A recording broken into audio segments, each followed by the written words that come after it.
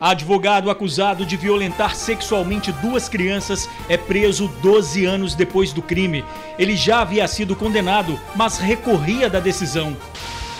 Assalto em posto de combustível na Serra. Os criminosos roubaram o dinheiro dos frentistas e também de clientes.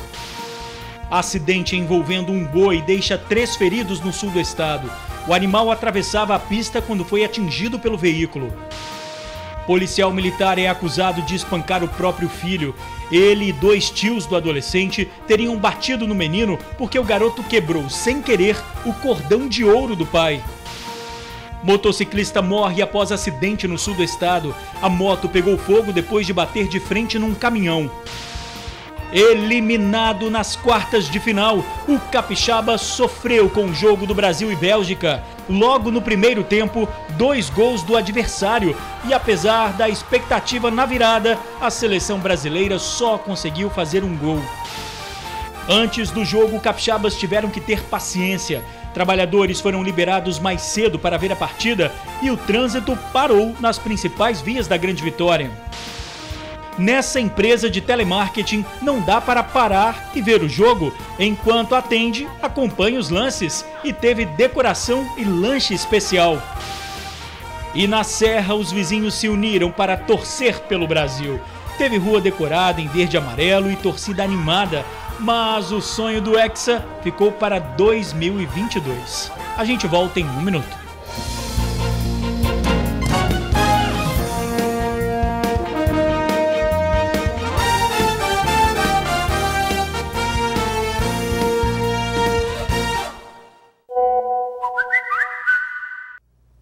Olá, boa noite. Advogado acusado de violentar sexualmente 2 crianças é preso 12 anos depois do crime. Ele já havia sido condenado, mas recorria da decisão. O advogado Cledimar José de Freitas, de 56 anos, foi preso na manhã de hoje no bairro Forte São João, em Vitória.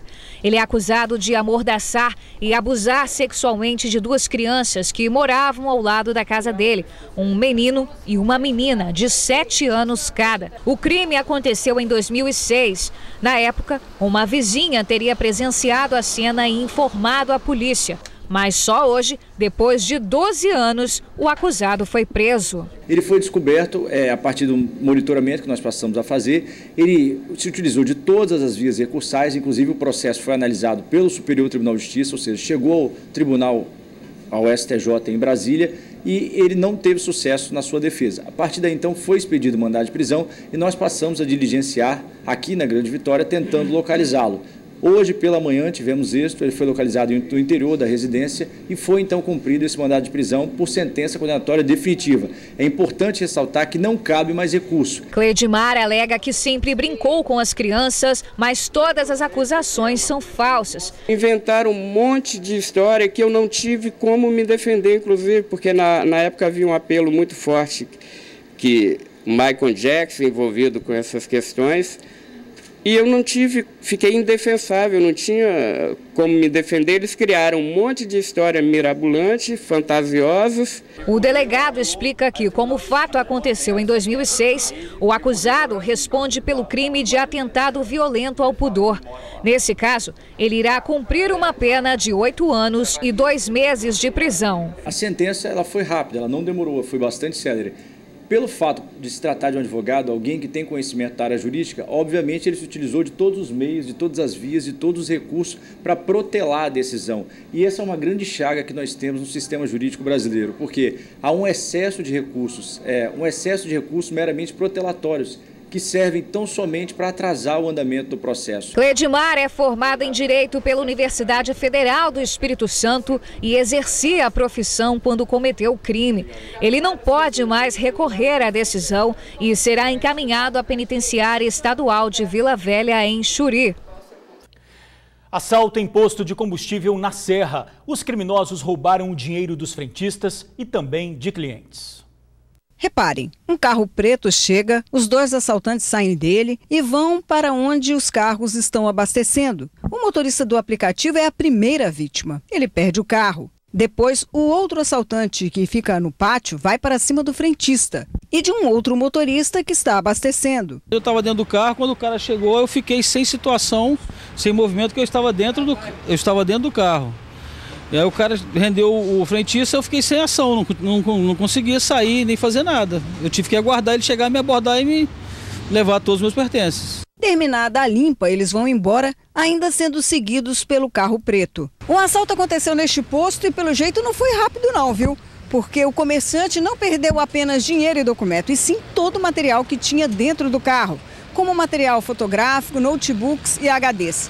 Agora, ele espera que a polícia faça a parte dela para tentar reaver o que perdeu. Me rendeu, levou todos os meus pertences, né? Equipamentos, notebook, HD externo, dinheiro, carteira, tudo, entendeu? Me deixou vazio. O posto fica em Jardim Limoeiro. É um dos poucos que ainda estão abertos à noite na Serra. Todo mundo na segurança, entendeu? Alguns pontos que estão abertos tem lá a sua segurança própria. Então a gente fica à mercê dessa bandidagem. A gente está sem como agir. A gente não tem ação. Eu não posso andar armado para poder me defender. Eu não posso contratar um segurança.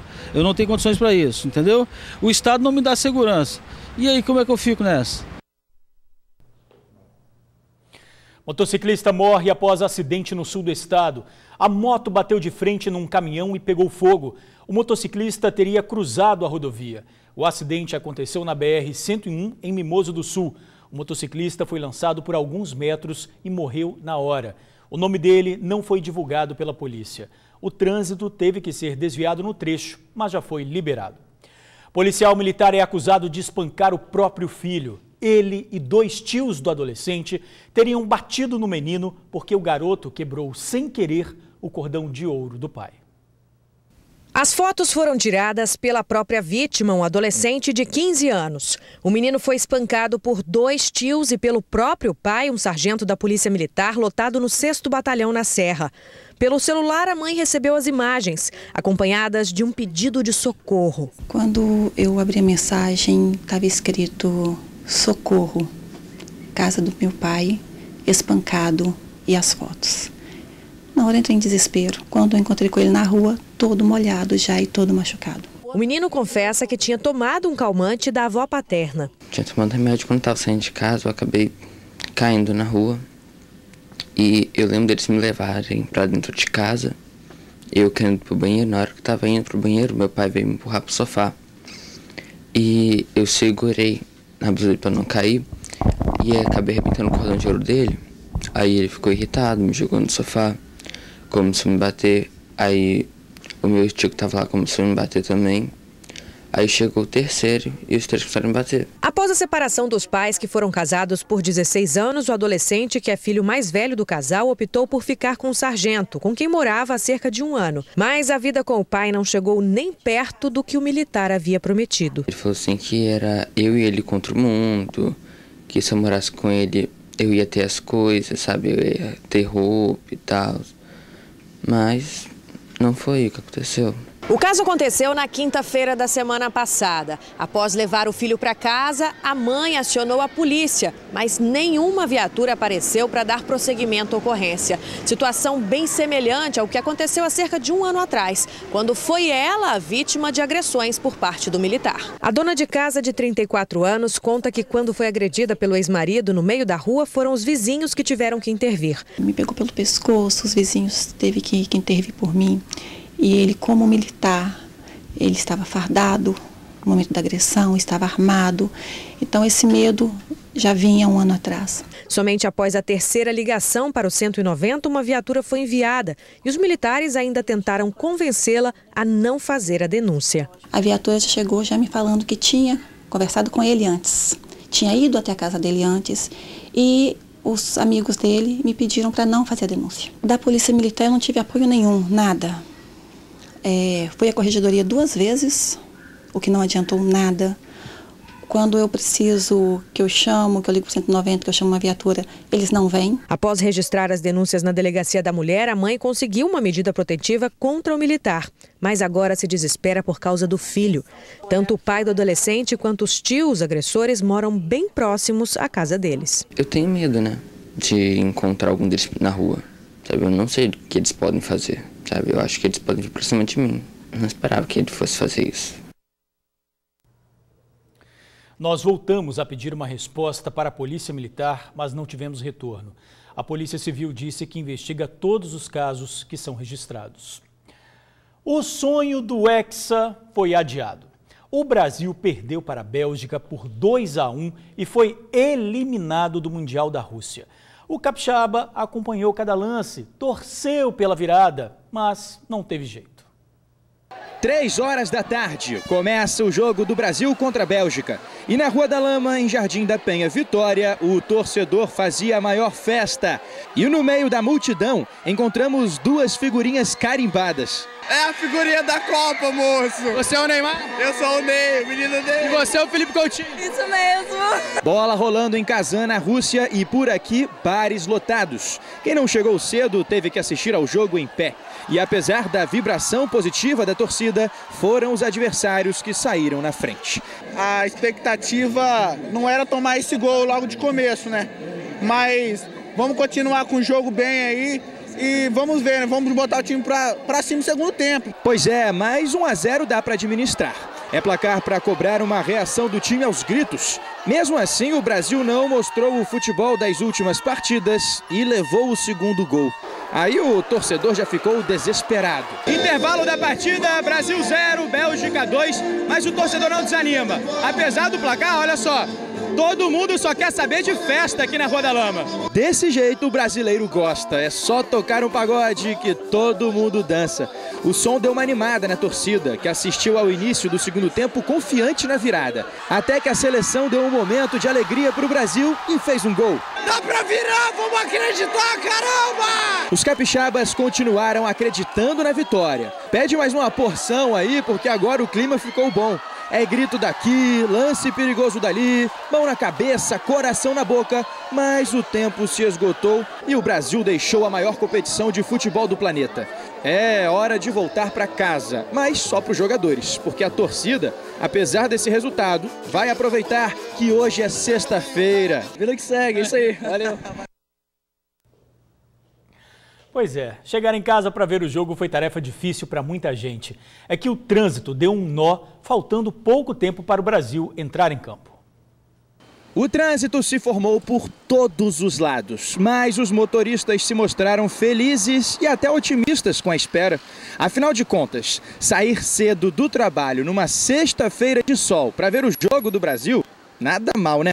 Desse jeito dá para ir longe, mesmo com trânsito. Tem que ter calma, não tem jeito não. Vocês saíram que hora do trabalho? 1 hora. Para chegar em casa? Lá em Jacaraípe, antes das 3. A seleção brasileira está conquistando o carinho do torcedor a cada partida nesse Mundial da Rússia.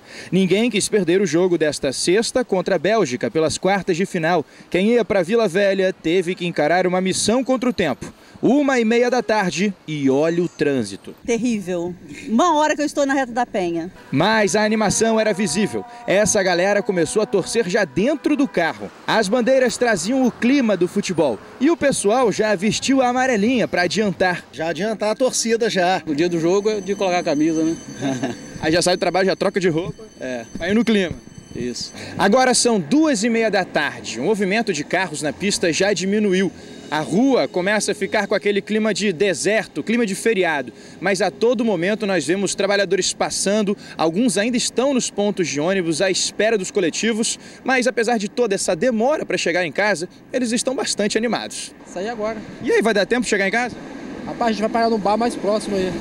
Vai nem chegar em casa. Não tem como não. A espera nunca foi tão longa. Mais 1 hora o ônibus chega. E chega lotado de outros torcedores doidos para assistir ao jogo. Mas faz parte. Se atrasar um pouco, não tem problema. Deu perder uns 20 minutos no primeiro tempo. Mas tá bom, né, cara? Sair do trabalho numa sexta-feira de sol, no meio da tarde, é bom demais, né? Emenda fim de semana, né? O importante é o Brasil ganhar esta partida. Para isso, não falta palpite de placar favorável. 2-0 Brasil. 2-1 Brasil. Não deu, né? Enquanto uns foram liberados para ver o jogo em casa, muita gente ficou no trabalho. Um olho na partida e outro no atendimento. Quem é que disse que dia de jogo não é também de trabalho? Nesse call center, só metade da equipe conseguiu ir para casa. O restante teve que acompanhar a partida ao mesmo tempo que fazia os atendimentos. Um olho na televisão e outro no computador. Mesmo num dia desses, a Joelma não perdeu nenhum lance. Joelma, conta pra gente como é que faz para trabalhar num dia de jogo do Brasil. Então, nós como funcionários, né, não devemos perder o foco nem do nosso trabalho, mas também, né, segurar as emoções ao atender o beneficiário em linha. E torcendo também para a seleção brasileira, mas nós não conseguimos segurar as emoções quando dá o gol ali, né? Tem que colocar no mudo e a gente grita um gol. A pipoca estourando, a expectativa crescendo, que comecem os jogos. Aliás, é o jogo, hein? Só com um balde desses para ajudar a manter a postura numa partida dessas. Olha a pipoca! Fala do jogo! Mesmo durante o jogo, o atendimento é assim, dividido entre o amor pela seleção e a dedicação ao serviço. Tudo para não fazer um gol contra com o cliente. Esse é um dos setores de suma importância pela empresa, porque aqui a gente lida com vidas, várias demandas importantes como liberação de atendimento, então por isso que se faz necessário dias como esses, o expediente não acabar, expediente em horário no normal mesmo. O RH libera, né, uma roupa mais casual day, para a gente vestir a blusa do Brasil, a gente faz um carinho especial como uma pipoca, um refrigerante, um suco, para tornar esse ambiente, né, porque mais agradável, um ambiente mais feliz, né. E qual é o placar mesmo, Joelma? 2-1. Pra quem? Brasil, né? Na trave. Esse aí, infelizmente, é o resultado inverso da partida. Mas bola pra frente. Brasil contra Bélgica, quartas de final. A gente não pensou que seria tão sofrido. Ainda bem que, apesar da torcida, o trabalho não parou. Pois é, na Serra, vizinhos se uniram para ver a partida e torcer pelo Brasil. Tinha rua decorada, churrasco e muita expectativa. Pense em uma turma animada. O jogo da seleção brasileira foi desse jeito no bairro Eldorado, na Serra. Por aqui, toda a Copa é assim. Há 20 anos essa turma se reúne na rua Ivair para assistir aos jogos da Copa. E é claro, aproveitam para fazer aquele churrasquinho. Cada um dá o que pode, todo mundo envolve na pintura. E olha só como fica a rua. Foram os próprios moradores que fizeram os desenhos e pintaram. As bandeirolas foram reaproveitadas da Copa passada. É um prazer muito grande estar todo mundo aqui curtindo, gritando e torcendo pelo Brasil. E não é só a rua que está bonita. Olha só a Isadora. Torcer Brasil, né? Começa a partida e o pessoal da rua Ivair estava só no sofrimento. A cada lance era um susto. E enquanto a partida acontece, o churrasqueiro não para. Eu prefiro ficar aqui. Sofre menos. Para desespero geral, a Bélgica sai na frente no placar. Nessas horas, vale até pedir uma ajuda divina. No meio dos capixabas, tinha um torcedor que veio da Turquia. Deus, Brasil. Mas nem assim deu para o Brasil. A dona Gessimar já estava indo à loucura. Nossa, sofrendo demais. Eu sofro muito, ó o rosto. Dona Gessimar, o primeiro tempo não terminou nada bem para o Brasil. Mas o Igor estava otimista. Mas o Brasil vai desempatar esse negócio aí. No segundo tempo, o torcedor já estava ficando desesperado. A seleção lutou até o fim, mas o juiz apita e é fim de papo. Gente, dessa vez não deu para o Brasil. A seleção foi eliminada da Copa pela Bélgica, perdeu o jogo de 2-1. Mas olha, não vamos ficar tristes não, daqui a 4 anos tem mais Copa e o pessoal da rua Ivair vai continuar torcendo, não vai? O sonho do Hexa não acabou, só foi adiado. A gente se vê de novo no Catar em 2022. É isso aí, Bruna tá bem positiva, né? E a seguir, acidente envolvendo um boi deixa 3 pessoas feridas no sul do estado. A gente já volta. 3 pessoas da mesma família ficam feridas após um acidente envolvendo um boi no sul do estado.